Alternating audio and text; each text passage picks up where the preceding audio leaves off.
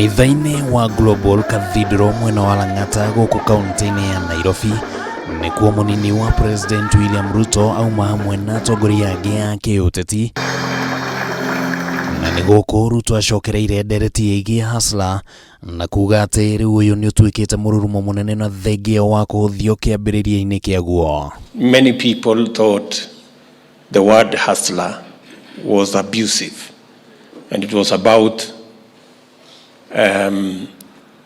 people at the bottom. But today, the hustler movement has actually created a revolution in Kenya. Ruto akiuga ati riu niehariirie kuoya utongoria wa bururi thutha wa githurano kinene kia mwaka ukite, akinyiriria ati kihonia kia mathina maria magomeire bururi uyu gikuma kuri akenya aikiro ciothe mugaru na matanya. Ihinda-ini riu Ruto niokiriire aria makoretwo makinyoruria ruri rwa wheelbarrow kiama-ini kia UDA. And many people did not expect that the next leadership of Kenya is going to come from the most unlikely quarter at the hustler movement.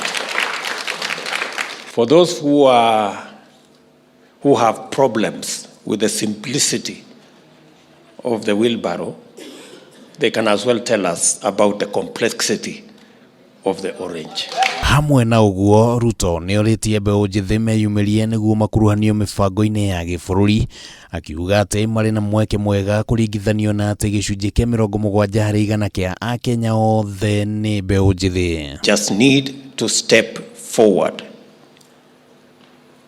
and together as a nation we will march forward. Maya magithie na mbere na kuo kaunti-ini ya Kiambu nikuo speaker wa bunge ya bururi Justin Muturi auma na kuria okireire atongoria aria makoretwo makihuthira kigina kia muingi uru, akiranira ati angikaiukia wathani wa bururi ta uria ari kiroto giake uyu niguo umwe wa maria akang'ethanira namo.